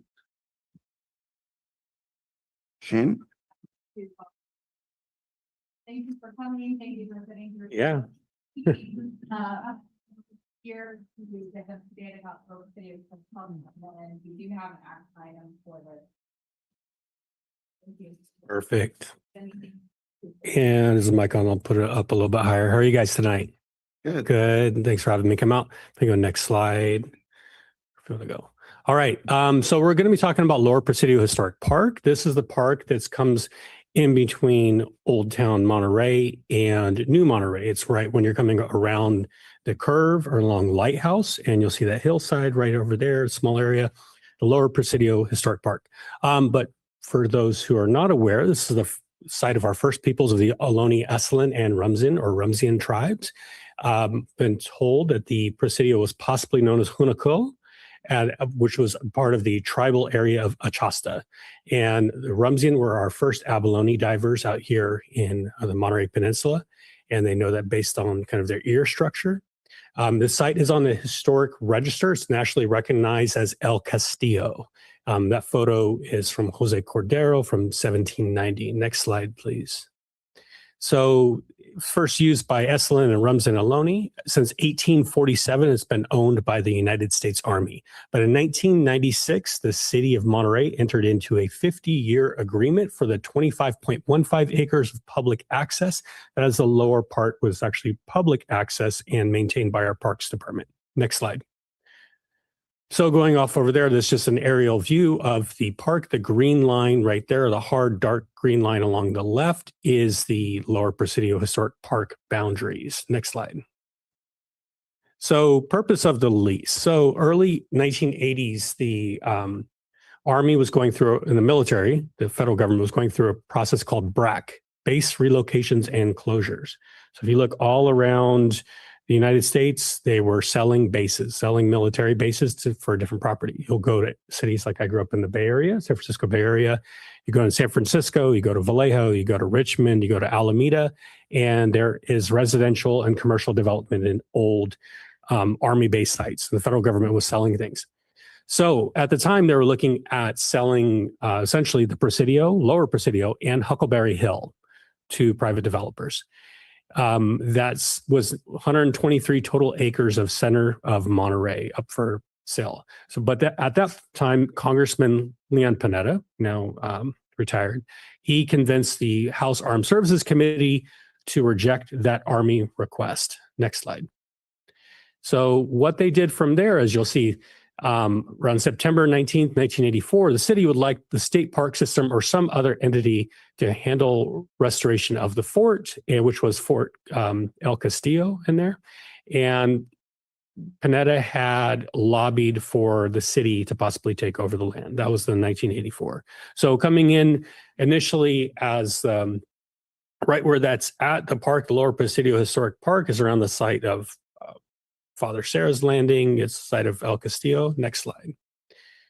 So city improvements and maintenance over the time. There's a Presidio Museum, which is operated now by the Museums Department, by volunteers. That Presidio Museum started in the 1960s as a museum for the military. When we took over, the military objects and items were sent back to Virginia, and the items inside are part of the city's collection, either the Monterey Public Library collection, the museum collection, Monterey History and Art collection. The entry signs were updated. The Sarah Monument Path was updated. This is an archaeologically sensitive site. So all of the dirt that's on the path is all infill. It's all on top because it's archaeologically sensitive. We cannot dig on that site. Going back in the 1960s and 70s, California State Parks did dig up El Castillo, did an archaeological dig to build a fort, which El Castillo was the Spanish fort and the Mexican fort. So first they wanted to dig that out and recreate the fort, but that was filled back in a later time. The city estimates that mowing, litter control, and the museum, like our restroom cleaning, should be about $80,000 a year annually for our city budget for maintaining that park in the center of Monterey. Next slide. So as here, you'll see, for example, the stop signs or the pedestrian signs right there. Those are above ground because we're not digging inside. So those are concrete right up on there. And the pathway right there is above ground, that DG path that is done right over there. The DG path is also done above ground because it's sensitive all around. Next slide. So purpose of this leaf. So they're trying to protect the open space. That slope monument right there was built for the 50-year anniversary of the Mexican-American War. So the veterans of the Mexican-American War said we have all of these ceremonial statues all on the East Coast for, you've got it for the Revolutionary War, and we've got these monuments to all of these wars. But what about here regarding the Mexican-American War? So the veterans of a Mexican-American War put together funding, got funding from Congress, also got funding from local counties, cities, agencies. That's why all the stones are different, because those are all different stones that were donated by different agencies around there. But in 1984, they were looking at, going back at that time, restoration and maintenance of it as a historic fort. Next slide. But 1996, so that's when you'll see we get into a 50-year lease. So that's basically 1996 through 2046. So we're about halfway through the lease right now, a little bit over half. Purpose of developing a historic park available to the public, celebrating the rich history of this place since 1602. So 1602 was when Vizcaíno landed here in Monterey, founded and claimed it for the Count of Monterey. And then at that site, you had 1770, you had Father Sarah landing over there, having a mass right over there, the state park site. So during that time, the city's been responsible basically for pretty minimal functions over there on the lower Presidio. As you may know, our city staff Public Works actually work at the upper Presidio, at the actual Presidio of Monterey, at the Defense Language Institute. Our public works staff do maintenance over there for the Army. So what they call the Monterey Way, which is a partnership between the city of Monterey and the United States Army garrison. And that's how we were able to avoid the BRAC process, is by working together collaboratively. So with that, we've just been doing basic maintenance there of the park, but it is still Army property. The museum is owned by the Army. The Boy Scouts house building is Army property. All of those facilities are there. And next slide, please. So since 1996, the city has, and through grants, we've invested over $1 million. That's through our CIPs, their NCIP, and then grants obtained by Old Monterey Foundation. And part of that was for the historic preservation. So working with initially with the lease with the Army and with the city, at that point, they said, we're going to work on historic preservation and have approved signage. All the signage that's on there in that park and the walking paths that you'll see it's raised up on there, all of that was done in partnership with the city and the Army and different partners for that. Next slide. So going back in the history, so you've got the first landing spot. That painting right there is done by Agatha Few. Some people may recall that we are in the Few Memorial Complex. Agatha and Charles Few donated their estate after they passed to build City Hall. and to build Building 7 and to build the building attached to Brown Underwood Adobe. They wanted to build a city hall and a complex next to Colton Hall. A lot of people in the community did not want that, but they got eventually the council won, and this is what we have here. But I'll get that painting's in the Presidio Museum, and that's a painting of what the actual landing spot would have looked like and what it was back in the late 1800s. The site of the only land and sea battle on the west coast of the United States. That's in 1818. That's when Argentina raised Monterey. Hipólito Bouchard came and raised Monterey for 6 days when they were at war with Spain.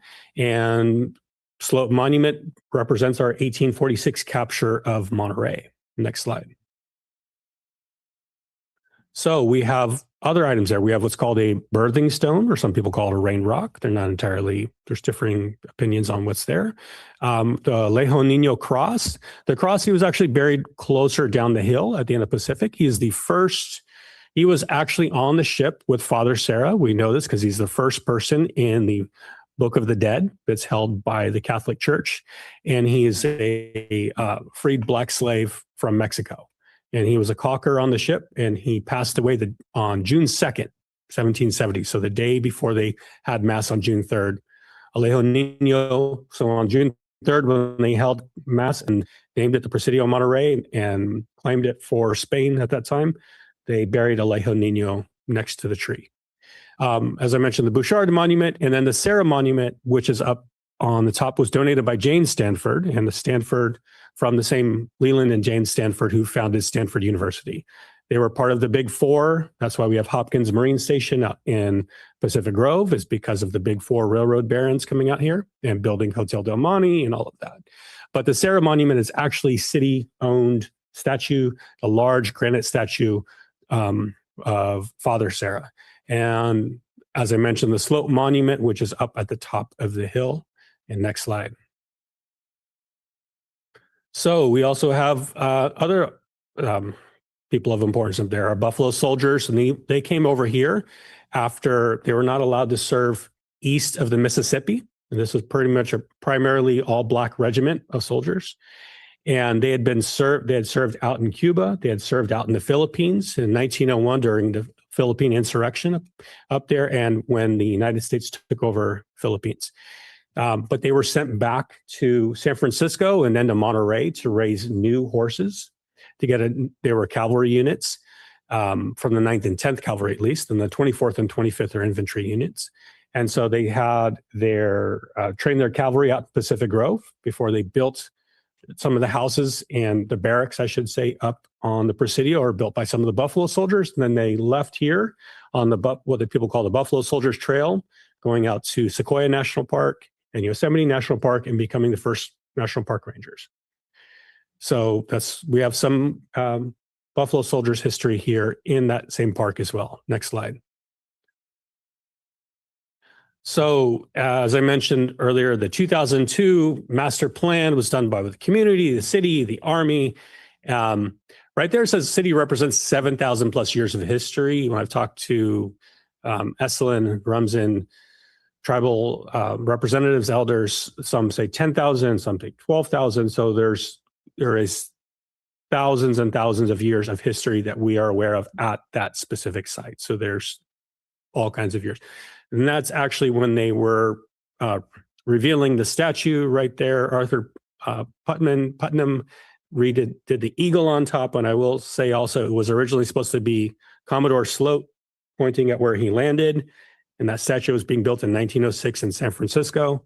1906 in San Francisco was when the earthquake happened. So the statue collapsed and they were not able to build the statue. So they had to go back and build the granite eagle in 1910. Next slide, please. And by the way, Arthur Putnam worked on some of the sculpture that's the Berthold Monument, which is underneath the moon tree right over there. It used to be right in front of Colton Hall. But as I mentioned, this is a highly sensitive archaeological site for indigenous cultures there.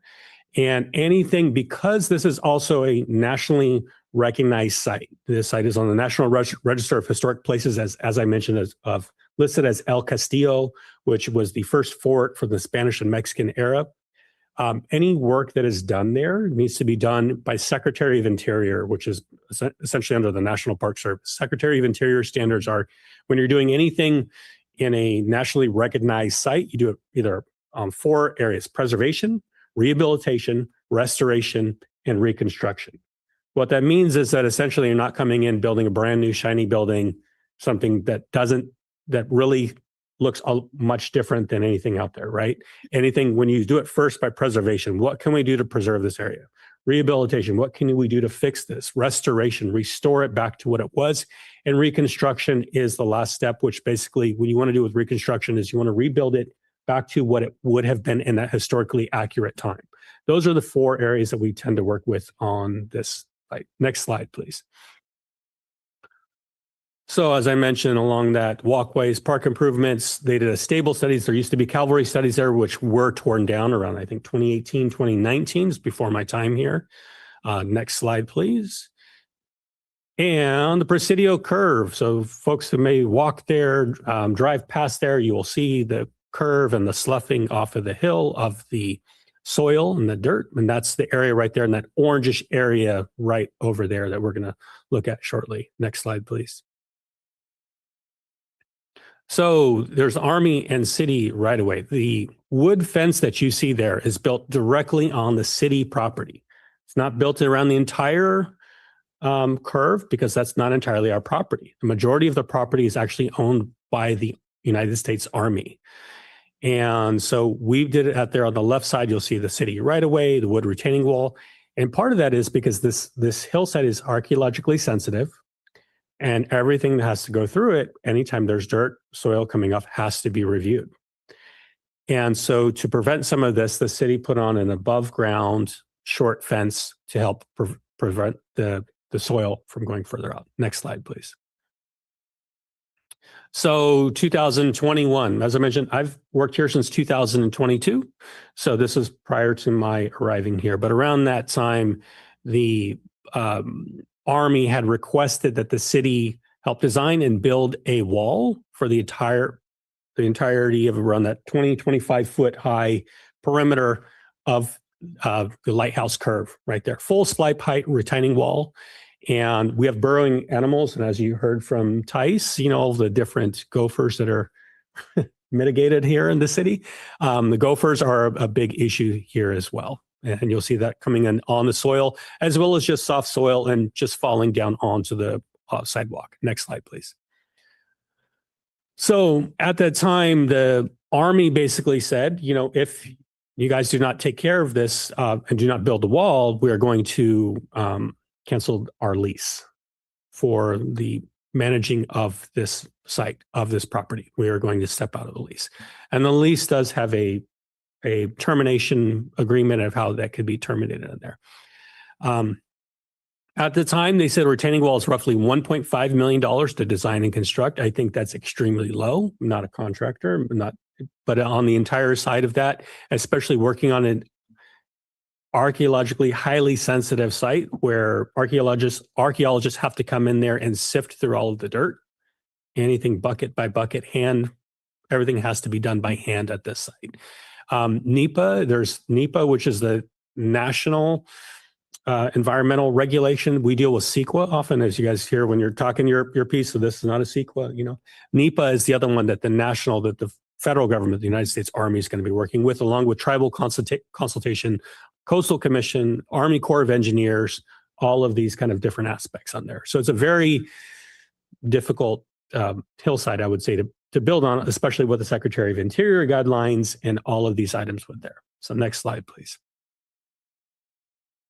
So questions for consideration. You can just keep clicking on here, I think. So, and these are questions that were brought to council as well. I'll say that too, but for discussion. But should the city continue this lease, given that the land is now fully protected from future developments and turned into a historic park? Next slide. Next one. Will the U.S. Army continue to provide open access to the park if the city decides to terminate the lease early? And I will say the Army has cut off access further up on the hillside for residents getting through New Monterey as well.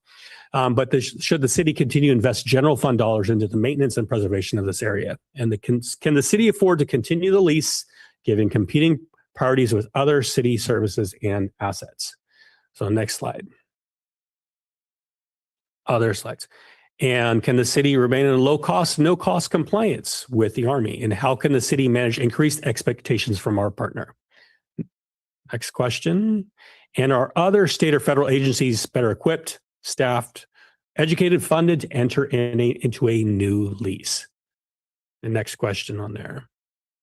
So, and as federal land, should the city pursue and advocate for national monument or national historic site designation to preserve public access in perpetuity and to secure permanent federal maintenance and upkeep through the National Park Service? I'm going to mention on this question specifically is going to be going to council.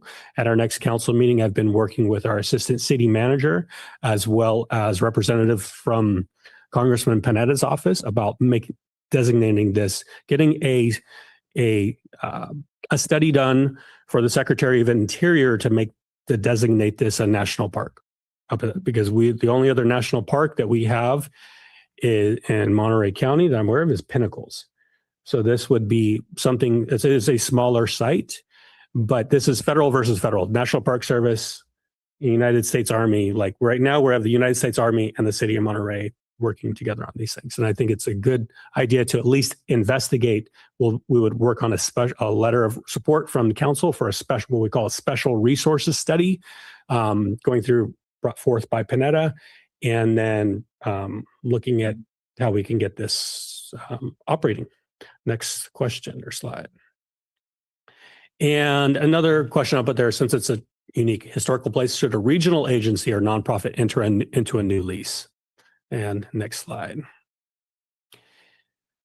And the question here, how would the city's lease for Lower Presidio Historic Park be funded since the Army is looking to move to market rate leases? And what I mean by this is that the Army has told us in the past that they're looking at, if we're leasing any property from them, that the federal government wants you to do market rate.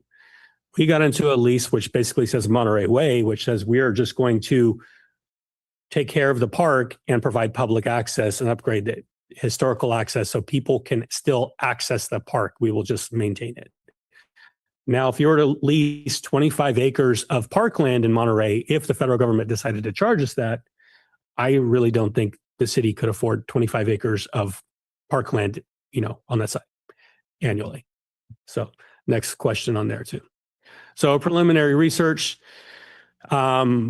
I know our assistant city managers discussed this with the United States Army garrison, our garrison commanders. Our garrison commanders, by the way, change every 2 years. So with that, when we got that letter that in 2021, 2022 about we're going to exit the lease, we have had multiple garrison commanders since that time. Next question. And what is the Army's plans for Lower Presidio Historic Park? As you see, often, the Army gets directives straight from the top. It's not the person at the commander side of the Presidio here making all the choices. It's somebody higher up, whether it's property management out of Sacramento, or whether that's federally in Washington, D.C., or some other commander. But we want to make sure what are the Army's plans for Lower Presidio. Next question on there. And capital and maintenance costs. As we see, maintenance costs continue to go up, and public works costs for maintaining the curve, all of that keeps going up. And next one. Recommended public engagement approach. So we talked about this with councils, initial engagement with residents and the community. We do have a survey open on Have Your Say Monterey. So I recommend that all of our Parks and Recreations commissioners please take that survey about the park. Even if you have not ever been to the park and you don't use it, let us know that, okay? Next point on there. And presentations to get feedback, and also to get a designated liaison from 3 commissions: Parks and Recreation Commission, Historic Preservation Commission, and Museums and Cultural Arts Commission, to participate in workshops. We'll at least have one public workshop where we want to get feedback from the public about the use of the park. We're hoping for possibly February would be a tentative date on that. And let me see if I had number 3 on there. And conduct a community workshop or charrette. So that would be just kind of like having a workshop up at the Lower Presidio Historic Park on there. So that's why I'm here, is to talk with you guys and see if you have any questions on it. And next slide. And that's that. But that's our Lower Presidio Historic Park. Let me know if I'm missing out on any pieces of that, but I'll just say we are hoping, my push as library and museums director is that my goal is public access for this for Monterey in perpetuity. You know, for us, yes, we have a museum there. To be honest, I would prefer whoever's best capable to run that park and that project. I just want that park to be preserved because it's the center of it's the center of the city. It's some of the founding part of California that gives us that east, United States became from the Atlantic to the Pacific because of here in Monterey. You basically had from east to west. So having the control became huge for United States expansion, United States as a country. So Monterey deserves that national park status in my opinion. And I think it gives us a long-term goal. Yes, it's nice for us to operate it. But I feel strongly that we should just make sure that whatever we do, we focus on that goal of public access as our number one priority, no matter who's going to operate the park. So with that, happy to answer any questions. I'm pretty familiar with the Lower Presidio Park. My partner did the signage. I'm curious, what is the time frame of something like this decision needing to be made and executed? So, well, I mean, for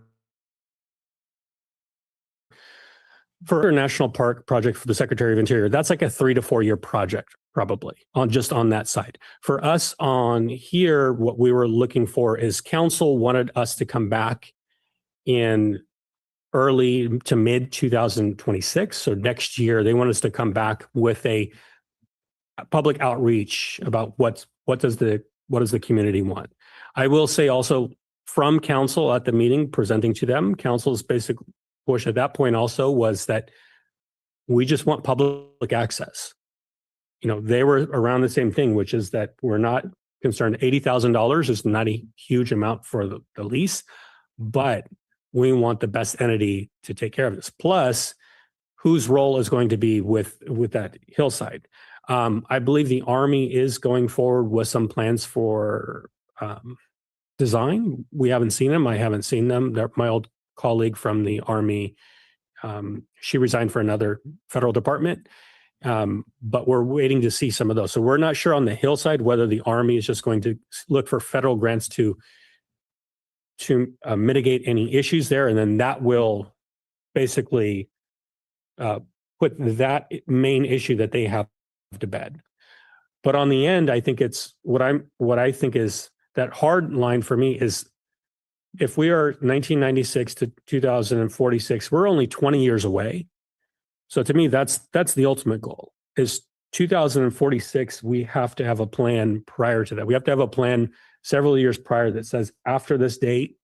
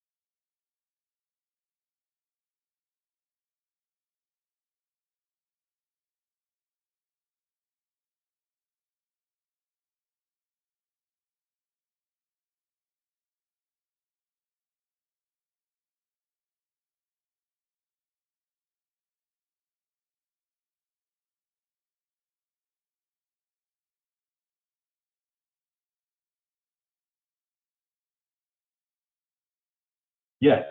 If you would like to make a public comment on this item and you are in the council chambers, please identify yourself. If you are online, please raise your hand or press *9 if you called by phone. None in the chamber, Nate. And we have no public comment online.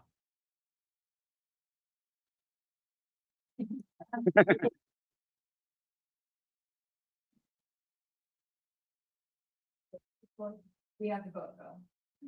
Yeah, we got. Okay. All right, Shannon, do you have any staff comments? Yeah, I mean, there's always staff comments, but I'd like to just say thank you for everything. We had a great summer, a lot of happy kids, a lot of happy families. Would not have been possible without the recreation staff and our park staff who get the parks ready for us, even out at Toro and setting up our pool.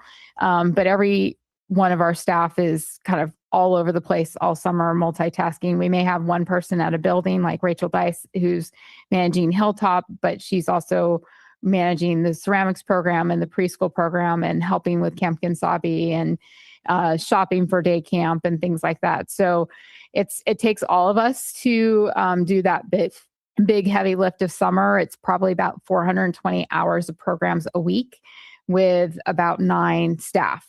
So, Nate's all over the place. He spends quite a bit of time at Camp Kinsabi and Toro Park.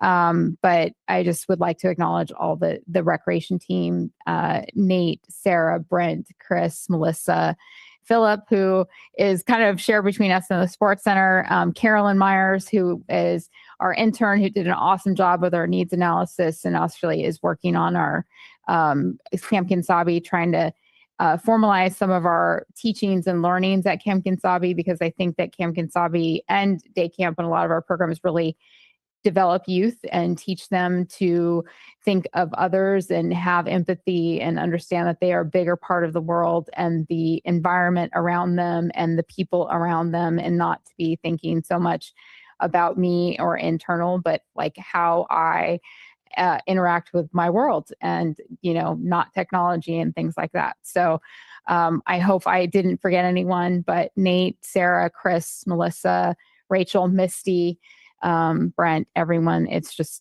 amazing. We've got such a great staff here.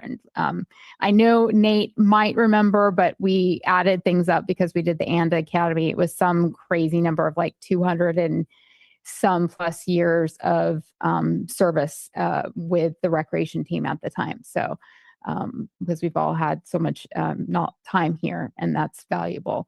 So yeah, that would be it. Thank you. I'd like to welcome Julieta. We're very excited to have you. And she's been actually attending quite a few of our events prior to even being a commissioner. So I feel like you're already part of the family.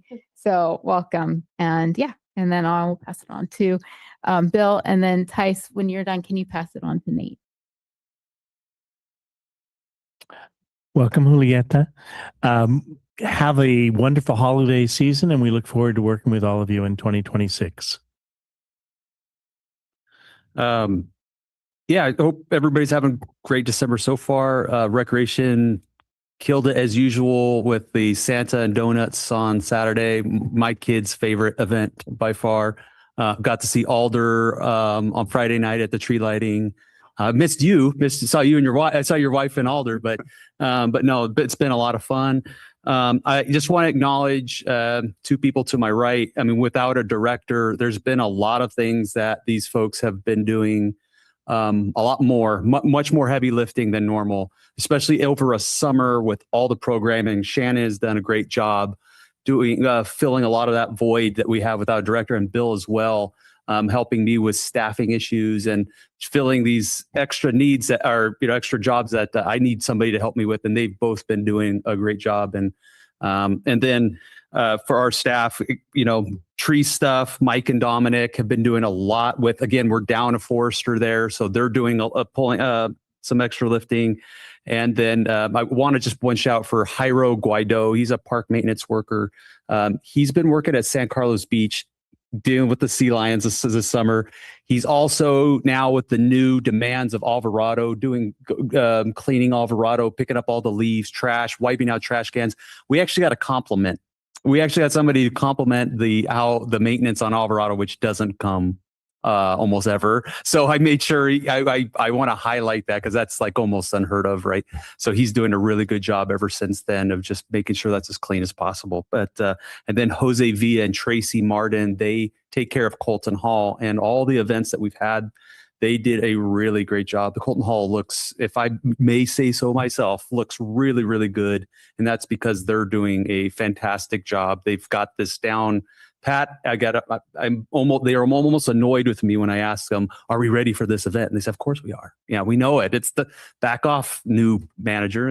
We got this in the bag. So I'm learning, but they've done a fantastic job here and I'm very lucky to have the staff I do. So, and Nate, you're on if you're really there. Actually, Thank you, Tice. Yes, Chair Ono, if you could please just pass it back to me once all the commissioners have their comments, and I'd like to make an announcement at the end. Thank you so much. Okay. Commissioner comments first, and then thank you. All right. Ben? Wanted to first say welcome, Julieta. Thank you. Thank you. And again, thank you for all the amazing work that you all have been doing in the community. And I have heard shout outs from students at my school who have attended Camp Quinsabe and about how much fun they've had and how much they've enjoyed the program. So I wanted to mention that as well. Thank you very much for sharing what you did throughout the year. It's amazing. And if you ever need any help, please let me know. I'm available. Whatever you need, please. Thank you. Again, always impressed, and I wish you guys I hope you all have wonderful holidays. Sid? What I wish for you in the new year is a final hire that accepts the job and shows up. And happy holidays to all of you. Thank you for everything you do. Amy? Yes, happy holidays to everybody. And just, I just wanted to remember Kay Russo.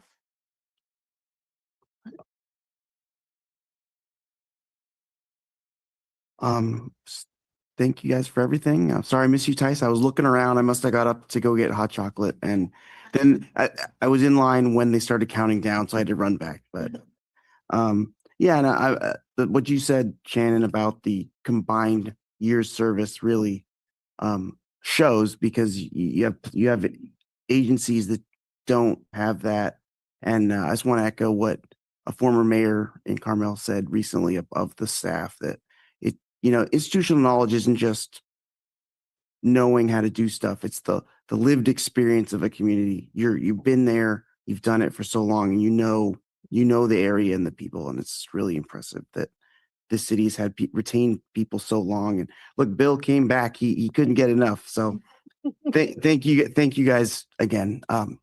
Nate.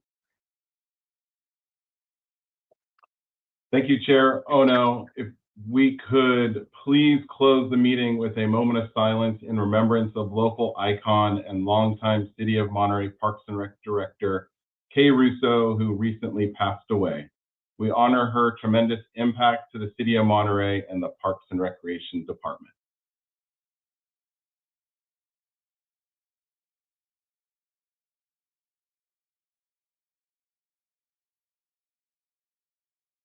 Thank you so much. Thank you, Nate. I hadn't seen that. Thank you, Nate. The next regular scheduled meeting will be January 14th, 2026. If no one has anything else, the meeting is adjourned.